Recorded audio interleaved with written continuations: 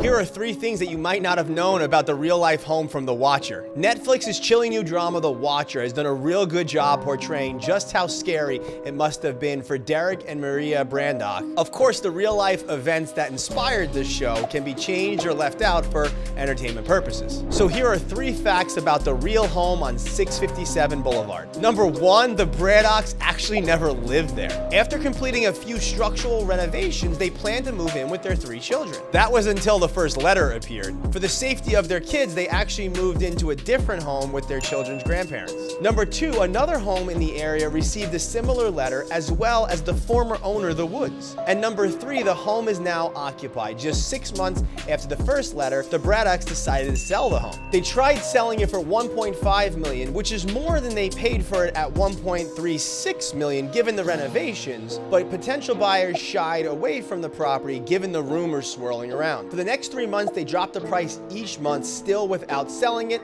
so ultimately they rented it for $5,000 a month. A family did move in, but it still wasn't enough to cover their mortgage. It was finally listed again for $999,000, and after a few negotiations, the home finally sold for $959,000, a significant loss to the Braddocks.